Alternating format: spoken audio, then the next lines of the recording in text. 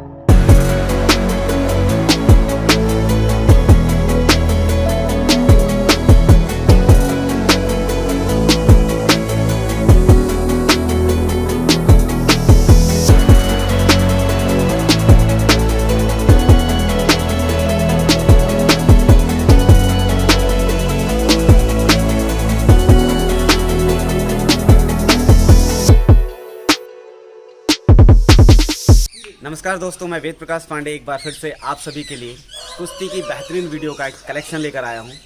और आप सभी को इस बार मैं ऐसे पहलवानों से जोड़ूंगा जिन्होंने पहलवानी की साख को बनाए रखने में अपना सर्वस्व न्यौछावर कर दिया है। इन्होंने पहलवानी को आगे बढ़ाने में अपना जो युवापन है, जिसे हम युवावस्था कहते हैं, वो तो दिया ही, लेकिन साथ ही आज भी वृद्धावस्था के इस समय में युवाओं को जागरूक करने के लिए निरंतर अथक प्रयास कर रहे हैं, जिससे कि पहलवानी को हमेशा आगे बढ़ाया जा सके। मैं आपको बता दूं, ये वो क्षेत्र है जो साल की सबसे बड़ी और सबसे पहली कुश्ती का आयोजन करता है। जी हाँ, बिल्कुल आपने सही पहचाना, बरौली। ये ग्राम सभा बरौली है जो कि बलदेव क्षेत्र में है, जनपद मथुरा के।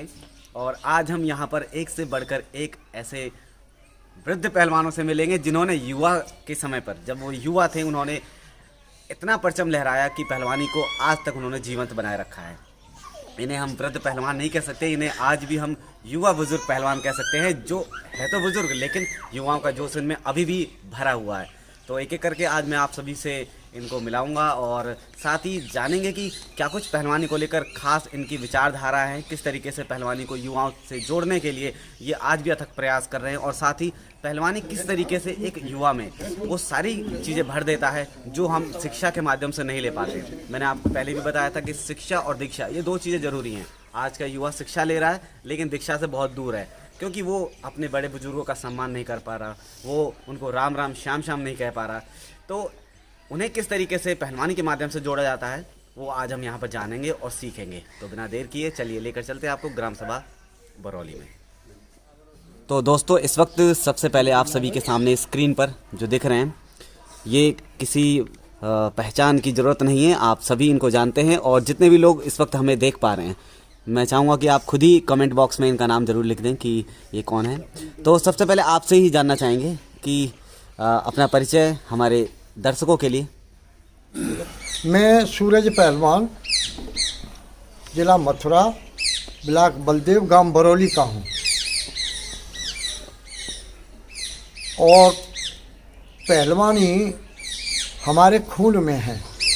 हमारे पिताजी श्री रामजी लाल स्वर्गीय, वो बहुत बड़े पहलवान थे हिंदुस्तान के। चिरंजीव गुरु भी उनको दिल्ली ले गए थे। और हमारे चाचा मेम्बर सिंह और हमारे पिताजी के शिष्य थे श्री फूली पहलवान रुस्तम हिंद। और भी हमारे अखाड़े के बहुत पहलवान हैं और अब भी कुश्ती लड़ते हैं।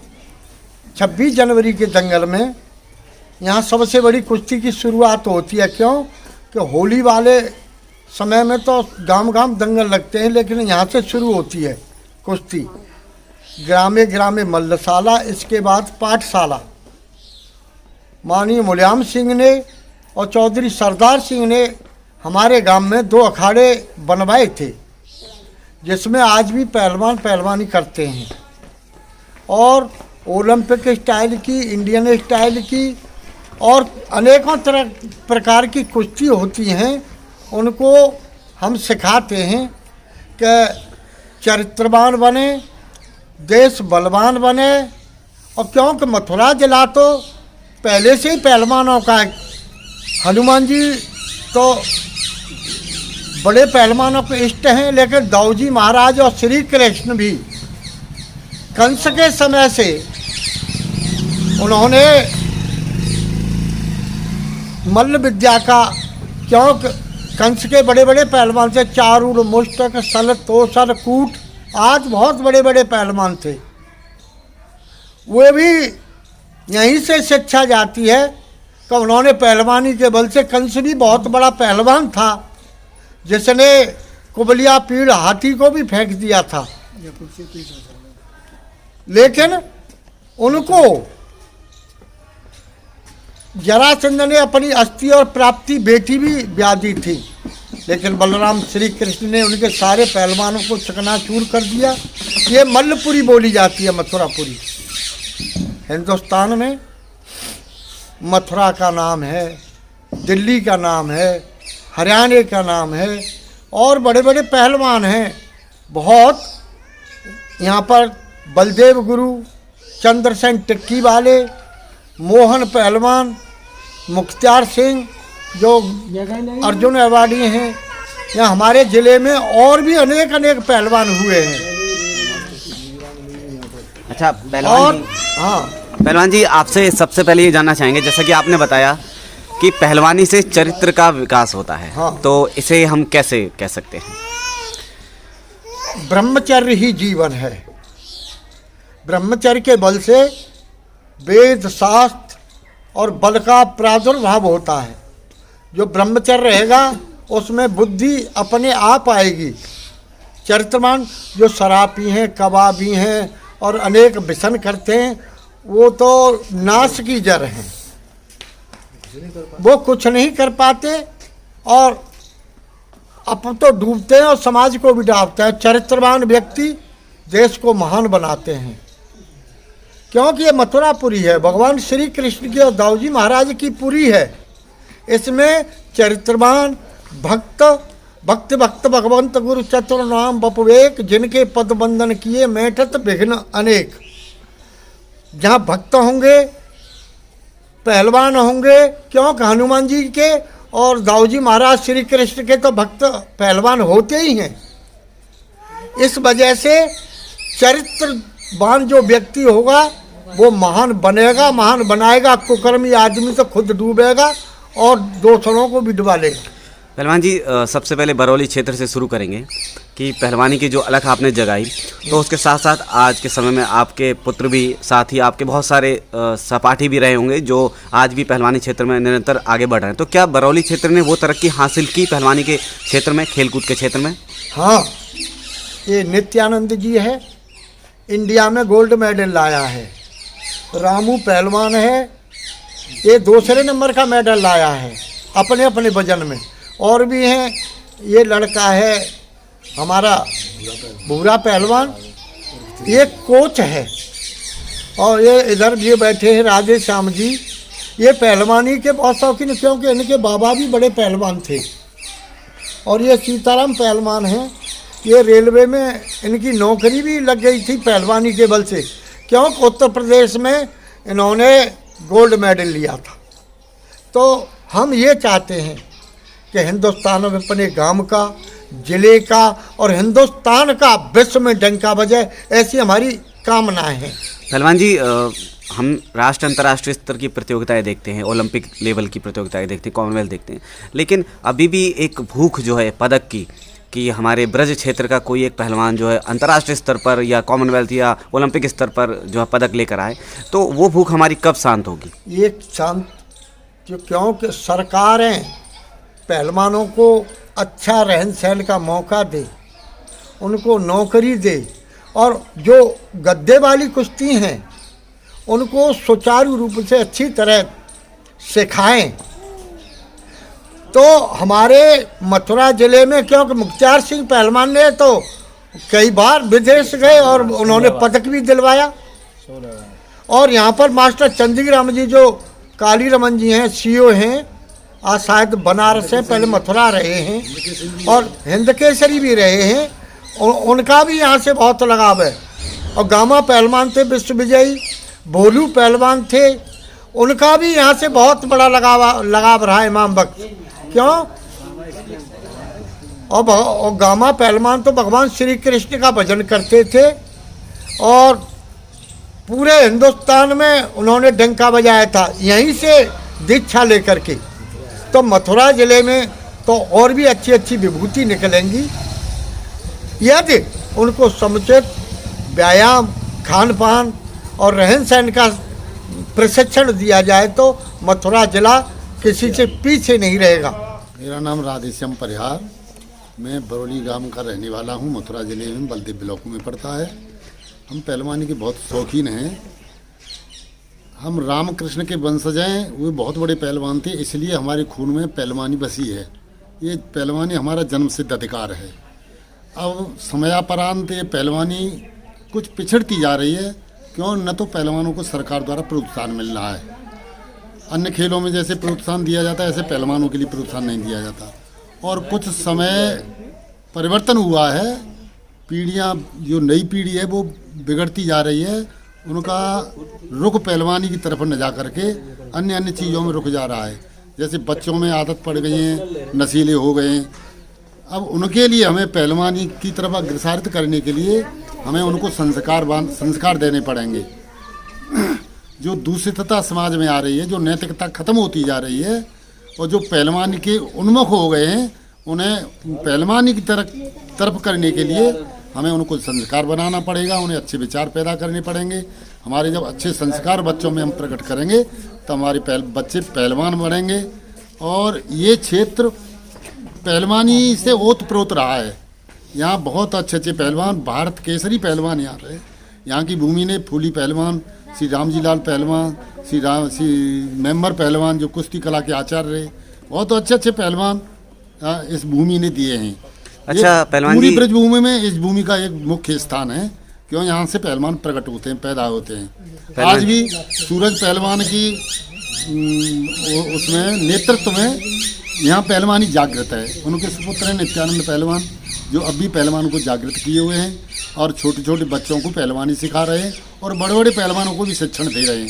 ये हमारे कोच साहब हैं, भूरा पहलवान, ये बहुत अच्छे कोच हैं और पहलवानी में इन्होंने अपना परचम अच्छा पहराया। वजन के बहुत अच्छे पहलवान थे और हम सबसे कामना करते हैं अच्छे बच्चे पहलवान बने, पहलवानी जागृत हो, क्योंकि स्वस्थ शरीर में ही स्वस्थ मस्तिष्क निवास करता है। जब अच्छे पहलवान होंगे, आज पहलवानी एक साधना है, पहलवानी एक तपस्या है, यह एक योग भी है। क्यों? पहलवान नियम से रहता है, संयम से रहेगा। जब नियम संयम से रहेगा तो बलिष्ठ स्वयं ही होगा, उसे कोई रोक नहीं सकता। इसलिए पहलवानी चाहे वैज्ञानिक की तरफ हो, चाहे और किसी क्षेत्र की तरफ हो, नियम संयम से रहकर जो चरित्र निर्माण अच्छा हो जाएगा तो हर क्षेत्र में वो कामयाबी हो जाएगा और पहलवान तो बनेगा ही बनेगा।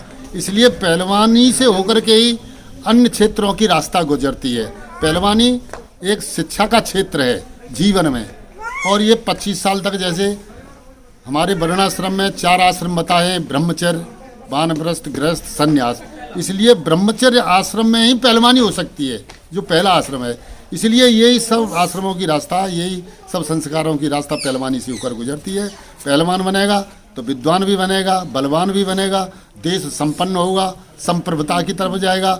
इसलिए पहलवान होना परम आवश्यक है और हमें अपने बच्चों को पहलवानी के लिए संस्कृत करना पड़ेगा, उनको पहलवानी के संस्कार देने पड़ेंगे, तो बच्चे निश्चित ही पहलवान बनेंगे और देश का, प्रदेश का, हमारे क्षेत्र का नाम रोशन करेंगे। तो पहलवान जी, जनपद मथुरा में पहलवानी को आगे बढ़ाने के लिए क्या कुछ हमें ठोस कदम उठाने पड़ेंगे? ये कदम हम सभी को मिलकर के चरित्रता सिखानी पड़ेगी और खान पान में बदलाव लाना पड़ेगा।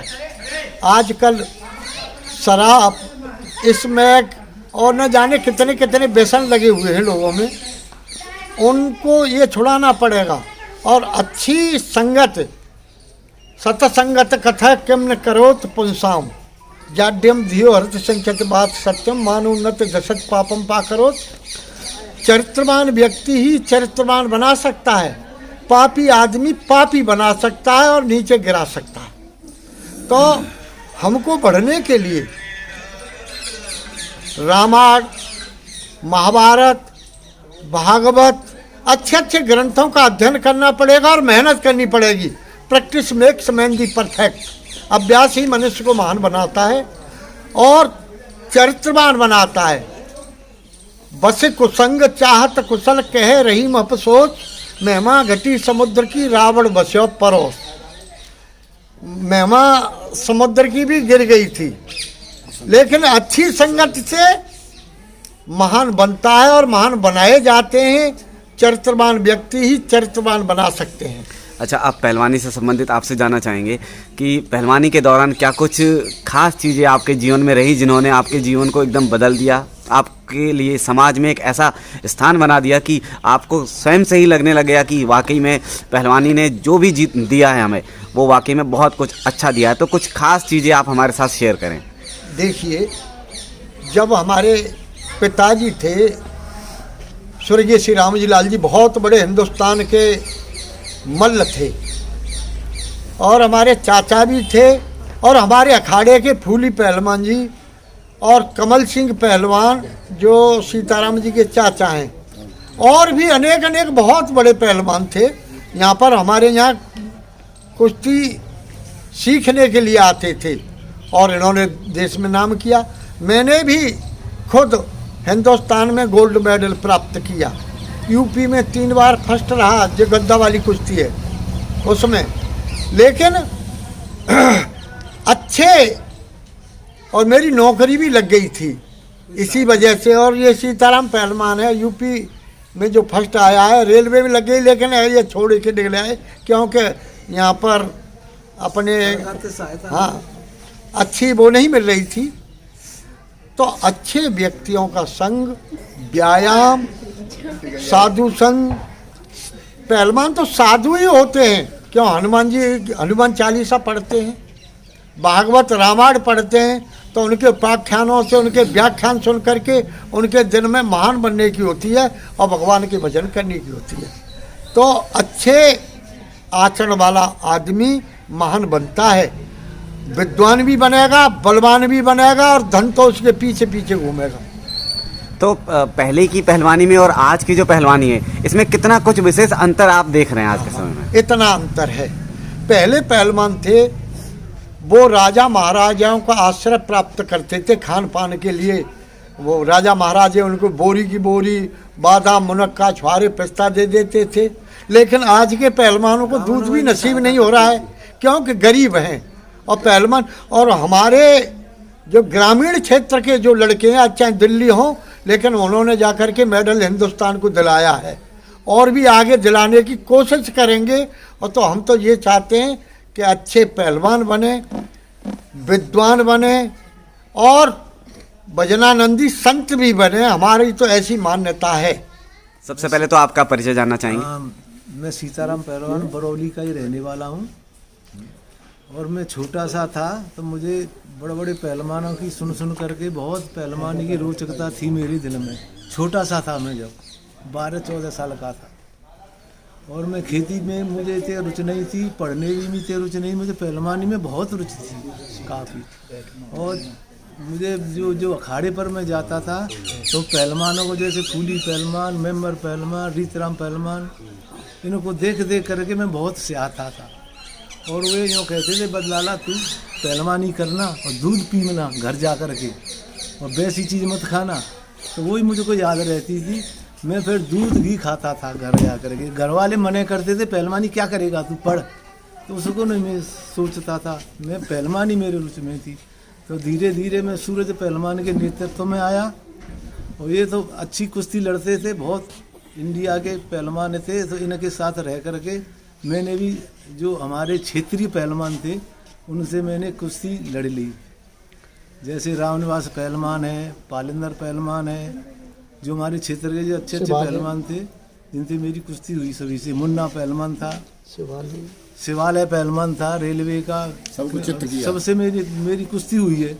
तो मैं पहलवानी में बहुत रुचि रखता था। अभी मैं पहलवानों से, अपने मुझ पर 2 नाती हैं, मैं उनसे कहता हूँ, छोटे छोटे हैं, भाई चलो तुम दौड़ दो, अच्छा खाओ, बिना पानी का दूध पियो।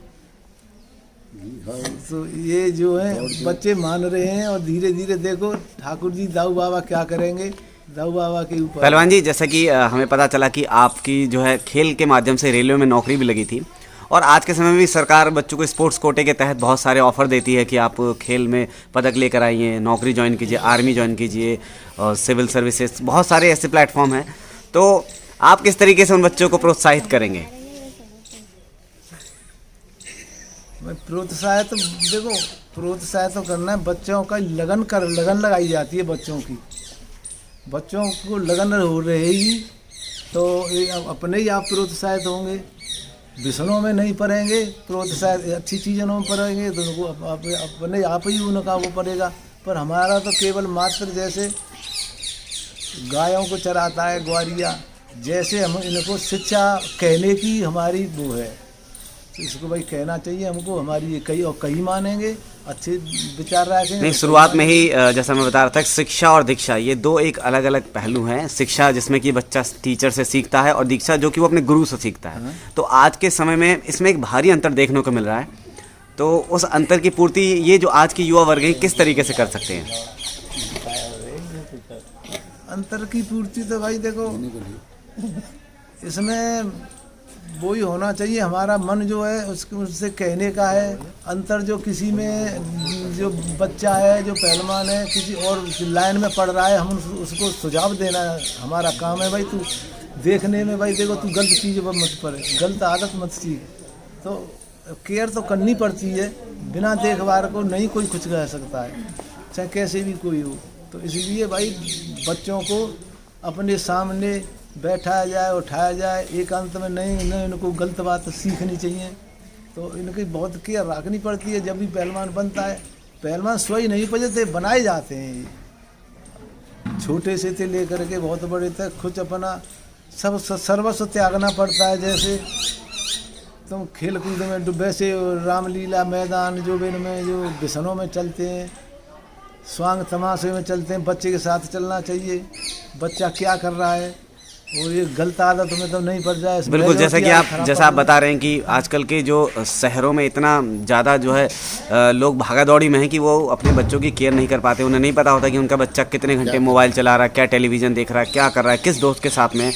तो गाँव से कहीं ना कहीं ये हमें सीखने को मिलता है कि हम अपने बच्चों को उन पर पूरी नज़र बनाए रखें। तो दर्शकों को आप क्या कहना चाहेंगे इस बात के लिए? हाँ, ये है देखो, हम अपने बच्चों को ये मोबाइल का इनका और फालतू डोलने का शौक न दें। जैसे छोटे से ही बच्चे बाइक लेके चलते हैं, भाई उम्र नहीं है, किसी में टकरा जा सकते हुए।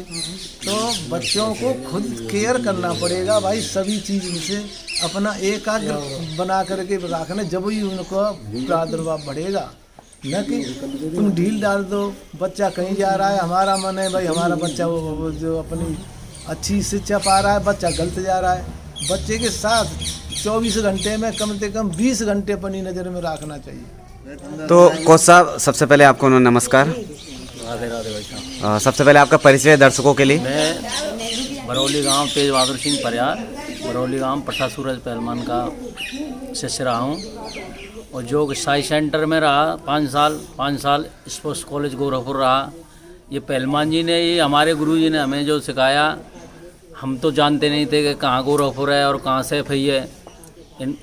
जब मंत्री थे सरदार सिंह, जब हमारे गुरुजी ने यहाँ बहुत बड़ा दंगल का आयोजन किया, तब हमें पता चला कि गद्दे की कुश्ती भी होती है, सरकारी हॉस्टल भी होती हैं। तो ये हम धीरे धीरे इन्होंने हमें कुश्ती सिखाई। उसके बाद इन्होंने हमें लेके गए गोरखपुर और जो है सैफई में। तो 5 साल गोरखपुर, 9 से 12 साल के बच्चों का सिलेक्शन होता है, जिसमें उसमें हमारे गुरुजी ने हमारा सिलेक्शन कराया। तो वहाँ से हम हाई स्कूल करने के बाद फिर आए यहाँ मुलायम सिंह जी के यहाँ, फिर साई सेंटर में यहाँ हुआ। तो पहलवान जी इन्होंने मिट्टी पे पहले की थी, मगर अपने जो 10 शिष्यों को मैट पे इन्होंने उतारा, जिसमें से सभी पहलवानों ने, जैसे एक हमारे गांव के संजीव पहलवान थे, देवेंद्र, हरिंदर, योगेंद्र, ये हमारे गुरुजी ने मैट पे पहुंचाए। तो सभी इसमें से सभी पहलवानों की नौकरियां लग गई। मेरी भी नौकरी लगी पूना क्रिकेट सेंटर पे, वहाँ से मैं छोड़ के भाग आया। फिर जो है बुलंदशहर में मैं कोचिंग देता था कुश्ती के स्टेडियम में, टाणा स्टेडियम में। जब लॉकडाउन के बाद फिर जो है मैं अब दाऊजी में हमारे गुरुजी ने अखाड़ा खोला, अपने गांव में मेरा अखाड़ा गुरुजी का, यहाँ कोचिंग देता हूँ, जिसमें नित्यानंद है और पॉप सिंह पहलवान है, मथुरा से आते हैं, गुजर हैं, और बहुत सारे बड़े बड़े पहलवान, फाला पहलवान है, बंटी, ये अखाड़ा चला है। बहुत अच्छे अच्छे बड़े तो पहलवान हैं। और पहलवान जो- जी, आप चूंकि आपने स्टेडियमों में और जो आपने जैसा आपने बताया सैफई और जितने भी हमारे रेसलिंग के रहे हैं वहाँ पर आपने मैट की टेक्निकल ट्रेनिंग ली है, तो वहाँ की टेक्निकल ट्रेनिंग और यहाँ की जो नॉन टेक्निकल ट्रेनिंग है उसमें क्या कुछ विशेष अंतर आपको देखने को मिला? क्योंकि मिट्टी और मैट में काफ़ी अंतर आ जाता है। मिट्टी और मैट में बहुत अंतर होता है। मैट के जो टेक्निक होती हैं वो अलग होती हैं और मिट्टी की होती हैं वो अलग हैं। मैट पे पॉइंटों से कुश्ती होती है, मिट्टी में केवल चितपट चलती है। तो इस वजह से जो मैट पे होते हैं वो अधिकतर पट का प्रयोग करते हैं और ना उस पर मैट पे कच्छा पकड़ने देंगे, मिट्टी में कच्छा पकड़ लेते हैं। तो मैट की बहुत अधिक टाइट कुश्ती है और इसमें 2 प्रकार की कुश्ती होती है मैट पे। एक ग्रीको रोमन होती है और दूसरी फ्री स्टाइल होती है। ग्रीको रोमन जो होती है उसमें कमर से ऊपर दाम मारा जाता है और फ्री स्टाइल में कहीं भी दाम मार सकते हैं हम पूरी बॉडी में। तो सारे इतने पहलवान हैं। हमारे पहलवान जी ने, सूरज पहलवान जी ने तैयार किए हैं, जिसमें ग्रीको रोमन के भी थे 2-3 पहलवान और 10 पहलवान फ्री स्टाइल के थे। इसमें सारे पहलवान जो नेशनल प्लेयर हो गए और सर्विस लग गई उनकी बहुत अच्छा। और अब भी नए नए बच्चे हैं, छोटे छोटे 10-12 साल के, उनको तैयार कर रहे हैं। इसमें हमारे पास अभी 20 बच्चे होंगे जो कि 9 से 12 साल के बीच में, उनको हम ट्रेनिंग दे रहे हैं मैट की। और अपने अखाड़े पे अभी मैट नहीं है, मैट भी मंगा लेंगे। नेशनल लेवल पर जो कॉम्पिटिशन्स होते हैं, क्या ये बच्चे उनमें जाकर पार्टिसिपेट करते हैं? जी, नेशनल लेवल पे जितने भी कंपटीशन होते हैं उसमें सारे बच्चे हमारे जाते हैं अखाड़े से। और पूरा जितना भी होता है ना, एक टीम ग्रीक रोमन की, एक फ्री स्टाइल की, दोनों ही टीम लेके जाते हैं हम। और पहलवान जी ने हमें पूरी सपोर्ट दी है और बड़े बड़े लोगों से मिलाया है। पहलवानों को खर्चा भी दिलवाते हैं। सूरज पहलवान जी बहुत ही सहयोग करते हैं।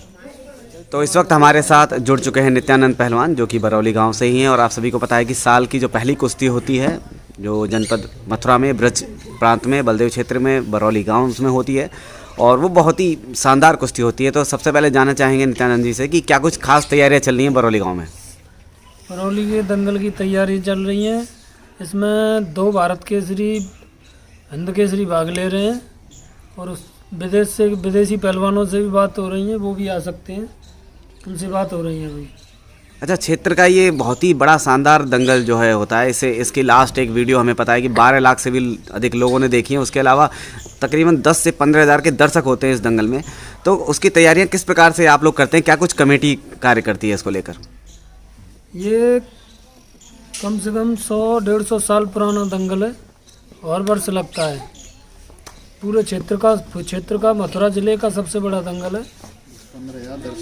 10-15 हज़ार दर्शक नहीं, कम से कम 1.5 लाख की भीड़ यहाँ पर आती है। तो इसमें किस तरीके से मैनेज करते हैं, क्योंकि पहलवान विदेशों से आ रहे हैं, बाहर से आ रहे हैं, तो किस तरीके से सहयोग आपको प्राप्त होता है सभी लोगों का? और इस वक्त जो दर्शक देख भी रहे हैं उनसे यदि आप सहयोग की कामना करते हैं, यदि वो चाहें कि आपसे जुड़ें, आपको डोनेशन दें, आपको पहलवानों के लिए एक अच्छा पैकेज दें आर्थिक धनराशि के तौर पर, तो आप उन्हें किस तरीके से अपने इस कुश्ती के साथ जोड़ना चाहेंगे, अखाड़े के साथ? ये बरौली गांव की एक कमेटी है, वो दंगल लगाती है और जो बाहर के दानदाता आते हैं वो अपनी कुश्तियाँ कराते हैं। इसलिए ज़्यादा से ज़्यादा कहता हूँ कि आकर के और यहाँ पर कुश्तियाँ कराएं। तो क्या कुछ लगता है अंतिम कुश्तियाँ कितने तक जाने वाली हैं? पिछली बार 2.5 लाख की 2 आखिरी कुश्तियाँ हुई थी, जिसमें 4 भारत केसरियों ने भाग लिया था।